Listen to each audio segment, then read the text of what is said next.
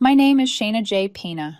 I'm 32, and if you had seen me that Thursday evening in late summer, sitting in my parents' backyard under the faint buzzing string lights, you would have thought I was having a perfectly normal night. Everyone had a glass in hand, laughing about something my cousin had done on a past trip, and I wasn't really part of the conversation until my mom looked directly at me and said quietly, "This weekend's just for the people who really matter." Before I could even process it, my sister leaned back in her chair and added, "You wouldn't enjoy it anyway." I raised my glass, kept my smile steady, and said, "Understood." To them, it probably looked like I was letting it roll off my back, like I was used to being dismissed. But in that moment, a switch flipped. It wasn't just what they said, it was what it represented. The casual way they erased me while still expecting to enjoy the life I'd been quietly paying for. Because the thing they didn't realize was that this particular weekend wasn't something they'd cobbled together on their own. I had been the one who booked the oceanfront resort months in advance, securing suites with panoramic views. I'd reserved the spa package my mom wouldn't stop talking about, prepaid for the treatments so no one would have to pull out a card. I'd even covered the deposit for the yacht they were planning to take out for an afternoon sail, complete with a catered lunch and champagne. They didn't even know the cost because, as always, I handled it all quietly. That's been the pattern for years. I've always been the one who foots the bill. Vacations, birthdays, unexpected hospital bills, new furniture, even car repairs. Whenever someone in my family needed something, I stepped in. Not once did I make a big deal out of it. I thought it was what you did when you were fortunate enough to have more than enough. My company had been doing well for years. I'd made the right investments and money was never the issue. What I didn't realize back then was that generosity, if never respected, can quietly turn into a leash, one they could pull any time they wanted something. I didn't argue with them that night. I didn't ask why. I didn't push back or demand an explanation. I just drove home without saying another word about it, because something in me had gone oddly calm, the kind of calm that scares you later when you look back and realize you didn't feel hurt, you felt finished. When I walked into my place, my boyfriend, Ethan Cole, looked up like he could tell immediately that something was off. He asked why I was so quiet, and I gave him the same automatic answer I always gave when I didn't want to talk. I told him I was fine. He didn't believe me. He asked if it was my mom again, and I finally said the words out loud, that they told me I wasn't invited this weekend. He asked what weekend, and I realized how ridiculous it sounded that he didn't even know about it, while my family was already acting like it was theirs by default. I poured myself a drink, opened my laptop, and logged into my accounts. One by one, I erased everything. The resort canceled, the spa refunded, the yacht gone from the schedule. I didn't just cancel, I made sure the bookings couldn't be reactivated without my direct approval. When I finished, I sat there for a moment, feeling an unfamiliar mix of calm and anticipation. The pieces were set. They wouldn't know until it was too late. And for the first time in years, I was looking forward to seeing their reactions. Saturday morning came with the kind of weather that makes travel brochures look believable. Clear blue sky, soft breeze, sunlight reflecting off the water like glitter. It was the perfect day for a luxury yacht outing, the very one my family had been bragging about to anyone who'd listen. I woke up earlier than usual, not because I needed to, but because I wanted to picture every moment as it happened. I made coffee, sat on my balcony, and imagined the scene unfolding at the dock. There would have been high spirits on the drive there. My mom probably had her oversized sun hat and that silk scarf she only wore on important occasions. My sister would be scrolling through her phone, already composing the Instagram captions in her head. My dad would be going over the itinerary out loud, like he personally arranged everything. They had no idea that the only reason any of it was possible was because I'd quietly made it happen months ago. By the time they stepped onto the dock, I imagined my mom was already waving at the crew, expecting the red carpet treatment. The yacht captain, tall guy, always in sunglasses, would greet them with a clipboard and ask for the reservation name. My mom would give it like she was announcing royalty. Then the pause would come, not long, just long enough for the smile to fade from her face. The captain would check his list again, tap the screen of his tablet, and finally tell her there was no booking under that name. My mom would insist there had to be some mistake. My sister would step in, voice rising, telling him to check again. The captain, professional but firm, would show them the timestamp of the cancellation and point out that the payment had been refunded in full. My sister would demand to know to whom, as if she didn't already suspect. And I could picture my dad stepping aside to make a call, muttering about straightening this out. A few seconds later, I knew my phone would light up with his name. I didn't need to guess what he would say. I'd heard that tone before, the voice of a man who only knows how to be a problem solver when someone else is footing the bill. The difference this time was simple. This time, I wasn't going to save them from the consequences of treating me like I didn't matter. My phone lit up right on schedule. My dad's name filled the screen while I was still sitting on my balcony, coffee cooling in my hand. The moment I answered, there was no greeting, no hesitation. "Fix this now," he said, his voice tight and sharp, like the problem existed only because I hadn't handled it yet. I took a slow sip of coffee, letting the bitterness settle before I replied. "You told me I wouldn't enjoy the weekend," I said calmly. "I took your advice." Then I ended the call before he could say anything else. For a moment, there was nothing. Just silence on my end and the faint city noise drifting up from the street below. But I knew exactly what was happening on theirs. They were scrambling. My mom would be insisting this had to be a mistake. My sister pacing the dock with her phone pressed to her ear, raising her voice at anyone who looked like they might be able to help. My dad would be standing slightly apart, jaw clenched, already planning how to force the situation back into his control. They weren't embarrassed yet. Not really. They were still in the phase where they believed money could fix everything if they threw enough of it at the problem. What they didn't realize was how expensive their confidence really was. I knew they'd try to pay for the yacht themselves, only to finally see the actual cost laid out in black and white. I knew someone would suggest calling the resort to check in early, thinking at least they could salvage part of the weekend. And I knew exactly how that conversation would go, because I'd made sure of it. By the time they reached the front desk with their rolling luggage and forced smiles, they'd be told politely that there was no reservation in their names. The system would show the booking had been canceled days earlier. The funds returned to the original payment method. No exceptions. No availability. Peak season at a luxury oceanfront resort doesn't bend for entitlement. Less than an hour later, my phone buzzed again. Then again. Then again. I didn't answer any of them. My dad, my sister, my mom. I set the phone face down on the counter and started making breakfast, moving slowly, deliberately, like I had all the time in the world. That was the thing they'd never understood about me. I don't rush when I'm sure of my decision. The first message that actually caught my attention wasn't from any of them. It was a text from my cousin Emily. "What happened?" it read. "Your mom's crying at the marina." I could picture it perfectly. My mom sitting on one of those wooden benches, oversized sunglasses hiding her eyes, telling anyone within earshot how humiliated she was. My sister would be pacing nearby, phone glued to her hand, calling every relative she could think of to tell them what Shayna had done. That's her pattern. Make enough noise, get enough people involved, and eventually the pressure forces someone to cave. This time, they weren't dealing with the old version of me. About an hour later, my dad called again. His tone had shifted, less yelling, more probing. "Tell me straight," he said. "Did you cancel the resort too?" I didn't answer right away.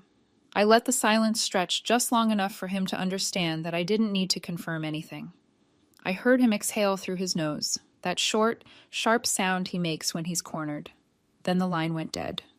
It didn't take long for the next update. Emily called to say they'd packed up and driven to the resort anyway, hoping maybe something would shake loose if they showed up in person. They walked in expecting keys and apologies. Instead, they got polite smiles and firm explanations.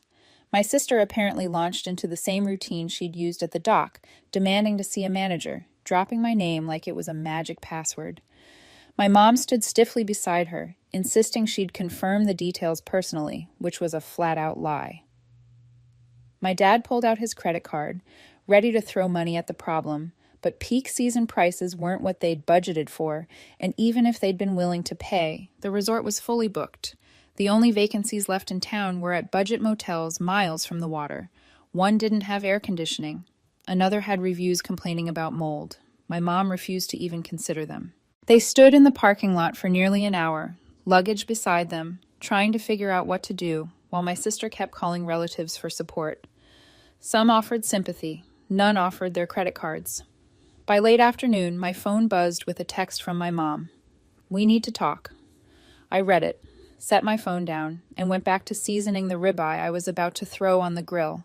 The sun was warm. The air smelled like rosemary and charcoal, and for the first time in a long time, my weekend was entirely my own.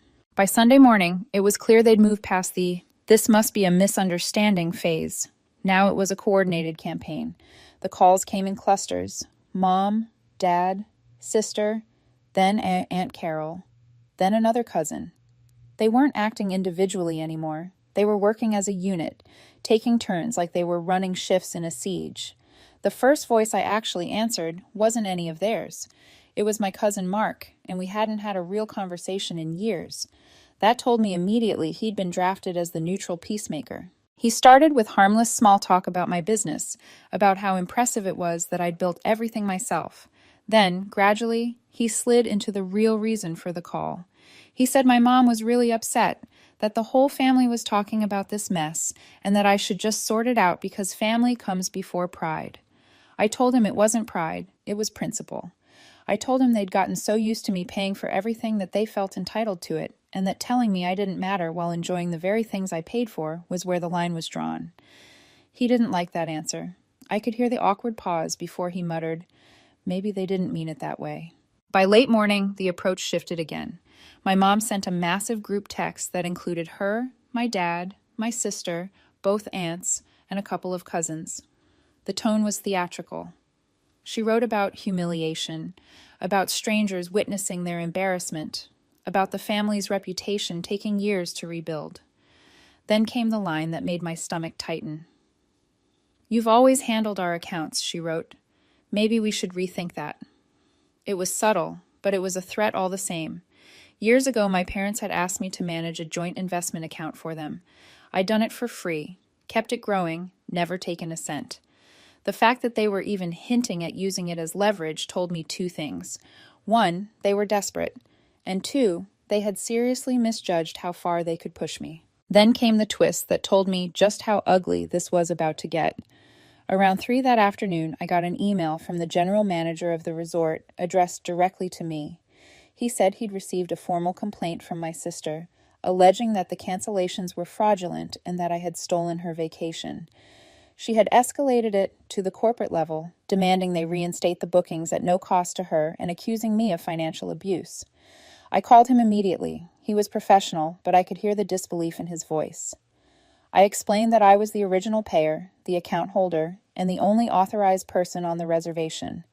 I made it very clear that my sister had no legal or financial rights to any of it.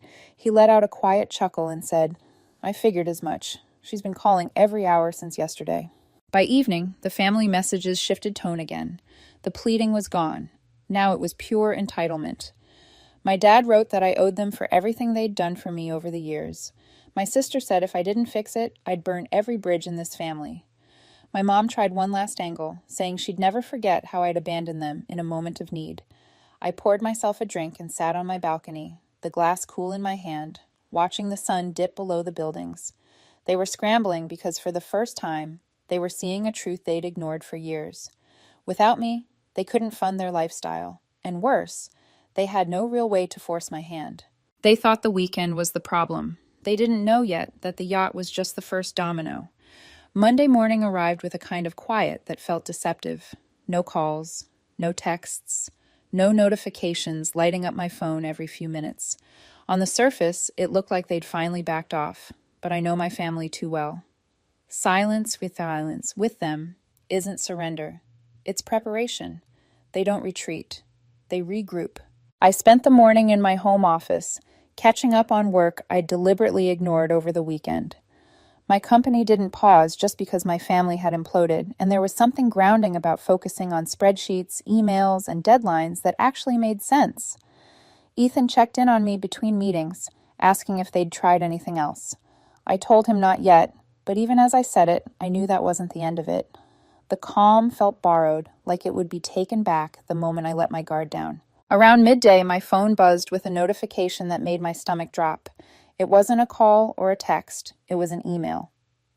The subject line read, "Formal complaint received," and it was addressed directly to me from the general manager of the resort. I already knew what it was about before I opened it.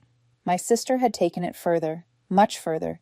She'd filed an official complaint alleging that the cancellations were fraudulent and that I had stolen her vacation. She accused me of financial abuse and demanded the resort reinstate the bookings at no cost to her, escalating it all the way up to corporate. I stared at the screen for a moment, not because I was confused, but because something inside me finally hardened. This wasn't just entitlement anymore. This was escalation. This was her trying to turn my refusal into a crime. I called the manager immediately. His voice was polite, professional, but there was an edge of disbelief underneath it. I explained everything calmly. I was the original payer, the account holder, the only authorized person on the reservation. I told him my sister had no legal or financial rights to any of it. He listened, then let out a quiet chuckle. "I figured as much," he said. "She's been calling every hour since yesterday." That was the moment I understood something important. My sister wasn't embarrassed. She wasn't hurt. She was furious that she'd lost control, and she was willing to rewrite reality to get it back. By late afternoon, the family started up again, but this time the tone was different. The pleading was gone. The guilt-tripping had sharpened into something uglier. My dad sent a long message about everything they'd ever done for me, as if love was a ledger and I was overdue on a payment. My sister followed with a threat disguised as concern, saying if I didn't fix this, I'd burn every bridge in the family. My mom tried one last emotional angle, telling me she'd never forget how I'd abandoned them in a moment of need. I read every message without responding, feeling a strange mix of clarity and exhaustion. They weren't asking anymore. They were demanding. And demands are easy to say no to. That evening, while I was sitting on the balcony with a drink, watching the city lights flicker on one by one, I got a call from someone I didn't expect. It was my cousin Mark again, his voice careful, like he was stepping through a minefield. He told me the family was in full panic mode, that everyone was talking about how far I'd gone, and that maybe I should consider meeting them halfway before things got worse. I asked him what worse looked like. He hesitated, then said, "You know how they are when they feel cornered." I did know, and that was exactly why I wasn't backing down. The next morning confirmed my instincts. An email from my accountant hit my inbox with the subject line, "Urgent Potential Fraud." She'd forwarded a message from the property management company that handles one of my rental homes. According to them, someone had called claiming to be me, saying there was a change in my financial strategy and that rent payments needed to be redirected to a new bank account for tax purposes. They'd used my old high school address as verification, something that isn't public and hasn't been relevant in decades. The property manager immediately knew something was off. He refused to make the change and contacted my accountant directly. I didn't need to ask who it was. That night, my cousin Emily called me, her voice low and uneasy. She said my sister had been asking her oddly specific questions about my assets, which properties were in my name, which ones were owned through my company, how much I kept in liquid funds. Emily swore she hadn't given her any answers, but she thought I should know. Then she added something else, almost as an afterthought. My mom, apparently, had been meeting with a friend who was good with paperwork.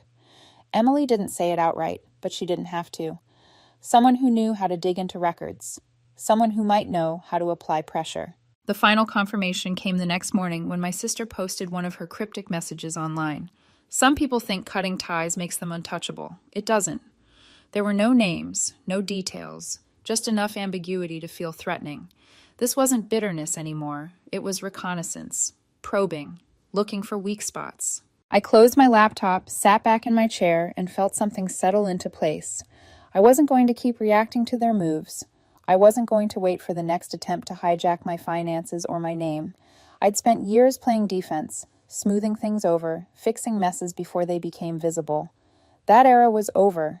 If they wanted to turn this into a power game, I was done pretending I didn't know how to play. I picked up my phone and started making calls. My attorney, my accountant, my property manager. I told them all the same thing. I wanted everything reviewed. Every account, every property, every access point where my life intersected with my family's assumptions. I wasn't angry when I said it. I was calm, focused, decisive.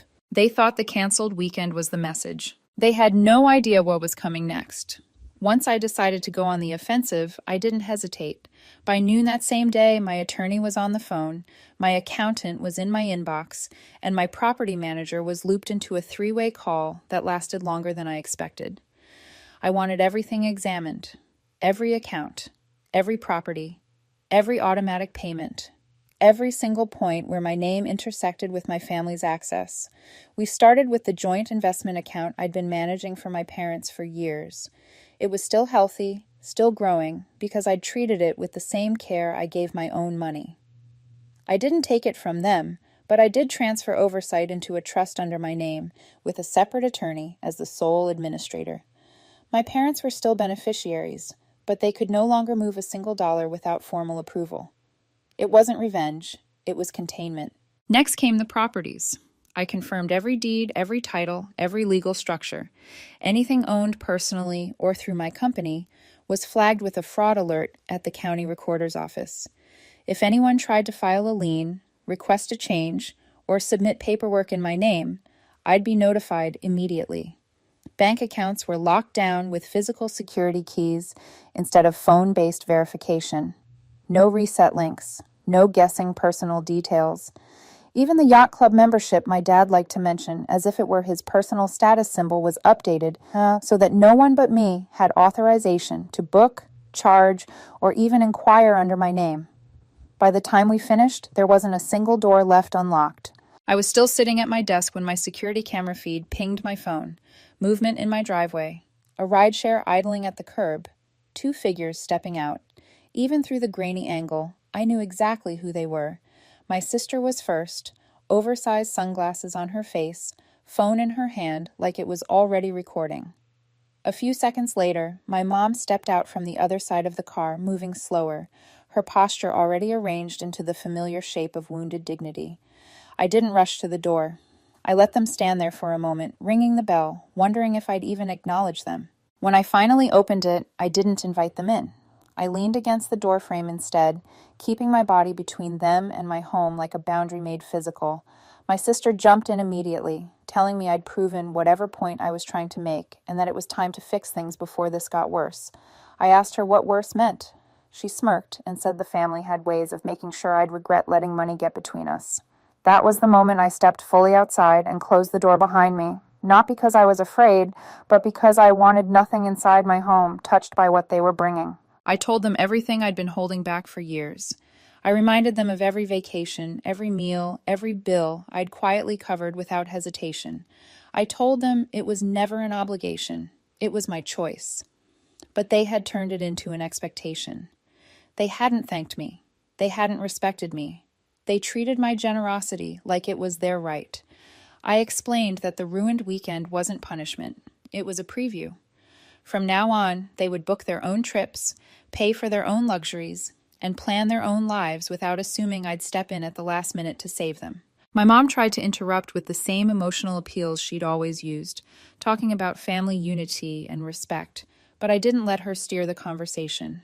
I told them that as of that morning, I had removed myself from every financial arrangement I'd been overseeing for the family. The investment account was still theirs, but it was now fully their responsibility. No more quiet management. No more safety net. My sister's confidence cracked for the first time, her voice losing that practiced edge as she started to say something about what people would think. I cut her off. I told her the only people who cared about their image were them, and that public perception wasn't worth the years of entitlement I'd tolerated. For a few seconds, no one spoke. Then my mom told my sister they should leave before they made a scene. They turned and walked back toward the waiting car without looking at me, not speaking to each other. The rideshare pulled away, and my driveway went quiet again. My phone stayed silent for hours. Then, just after 9 that night, I got a single text from my dad. Message received. I knew from experience that received didn't mean understood, and it definitely didn't mean accepted. The next few days were eerily calm. No calls, no texts, no surprise visits, not even one of my sister's usual vague posts online. On the surface, it looked like they'd finally backed down, but I knew better. They weren't done. They were recalibrating. And sure enough, on the 4th day, the passive aggression started to surface. A cousin posted a sunset photo with a caption about people forgetting who helped them shine. An aunt uploaded a beach picture with a line about still knowing how to have a good time without drama. My sister went further, posting a mirror selfie in a worn-out spa robe with the caption, "Self-care on my own dime," like it was a victory lap instead of a consolation prize. I didn't respond to any of it. I wanted them to sit with the discomfort. 2 weeks later, my mom called like nothing had happened, asking casually if I'd be coming to Thanksgiving. I gave a non-committal answer, knowing that wasn't the real reason she'd reached out. After a pause, she admitted things had been tight since I stepped back from the accounts. My dad had locked himself out of one of the brokerage logins, triggering a security freeze. My sister was asking them for money between paychecks while still spending on things she claimed were necessities. I told my mom exactly what I'd told her at my front door. I wasn't fixing their problems anymore. She didn't argue. She just went quiet and changed the subject. A month later, my sister made another move. She emailed an invitation for a family weekend in the mountains. The wording was careful. No mention of cost, just the assumption that if I accepted, I'd automatically cover the cabins. I replied with 2 words. "Sounds expensive." She never responded. Over the next few months, the shift became obvious. They stopped talking about trips around me. My sister kept her distance unless there were witnesses. My dad stayed polite but short. My mom filled the space with small talk, careful not to mention money. The most telling change wasn't what they said. It was what they didn't say. No more hints. No more expectations. They'd learned, finally, that the safety net they'd been swinging on wasn't theirs. It wasn't just about a canceled weekend anymore. It was about resetting the balance after years of unspoken assumptions. They now knew, without question, that I could cut the cord and walk away without looking back. And in that knowledge, they started treading carefully. That was the real shift, and I knew, even then, that they weren't finished testing it. 2 weeks after that carefully worded invitation to the mountains, things had gone quiet enough that I almost believed they'd finally learned their lesson. No calls, no group texts, no passive-aggressive quotes floating across my feed. For a brief moment, I let myself think that maybe the boundary had held, that maybe this time the message had actually landed. But with my family, silence isn't surrender, it's strategy. The first crack appeared in an email from my accountant with the subject line, "Urgent Potential Fraud." Inside was a forwarded message from the property management company that handled one of my rental homes. According to them, someone had called claiming to be me, saying there was a change in my financial strategy and that rent payments needed to be redirected to a new bank account for tax reasons. What made it chilling was the detail. They'd used my old high school address as verification, something that isn't public and hasn't mattered in decades. The property manager sensed something was off, refused the request, and contacted my accountant instead. By the time I finished reading the email, there was no shock left in me, only confirmation. That same evening, my cousin Emily called. Her voice was hesitant, apologetic, like she already knew she was about to deliver bad news. She told me my sister had been asking her strangely specific questions about my assets. Which properties were in my personal name? Which ones were owned through my company? How much I kept liquid? Emily swore she hadn't answered, but she wanted me to be aware. Then she added one more thing, almost as if she hoped I wouldn't catch it. My mom, apparently, had been meeting with a friend who was good with paperwork. Emily didn't explain further, but she didn't need to. Someone who knew how to dig, someone who might know how to apply pressure. The final signal came the next morning when my sister posted a cryptic message online. Some people think cutting ties makes them untouchable. It doesn't. No names, no context, just enough to sound confident, just enough to feel like a threat. That was the moment I stopped hoping they'd back down. I wasn't dealing with hurt feelings anymore. I was dealing with people who believed they were entitled to what I'd built, and who were now actively probing for ways to take it. I didn't wait. By noon, my attorney was on the phone, my accountant was already pulling reports, and my property manager was looping in their legal team.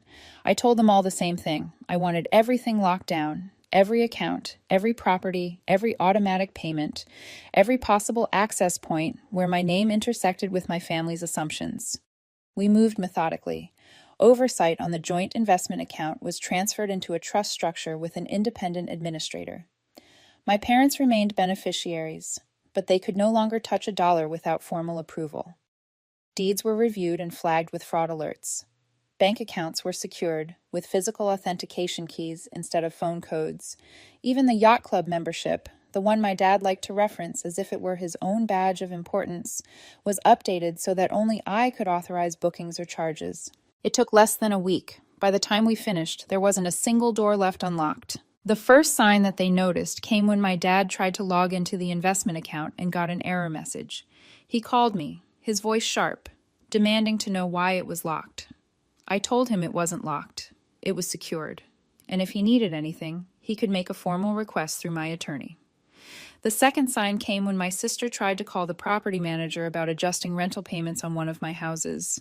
She was told politely that nothing could be discussed without my written authorization. She didn't even bother calling me afterward. My mom didn't reach out at all, but I heard from Emily that she'd stopped bragging to her friends about family weekends and my generosity. For the first time in years, they couldn't touch anything of mine. Not my money, not my bookings, not my name to get special treatment.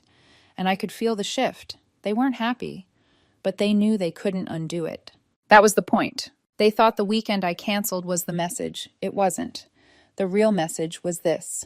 They had never been entitled to my success. And now they couldn't even pretend they were. I didn't feel triumphant. I felt settled, grounded, like I'd finally stepped out of a role I'd been cast in without my consent. One evening, Ethan sat beside me on the balcony, the city quiet beneath us, and asked how I felt about everything now that the dust was settling. I thought about it for a moment before answering. I told him it felt like standing on solid ground after years of balancing on something that was never meant to hold me. The guilt was gone. The fear was gone. All that was left was clarity. My family still exists in my life, just at a distance that keeps me whole. They're careful now, measured. And that's not because I threatened them. It's because they finally understand something they ignored for years. The safety net they'd been swinging on was never theirs.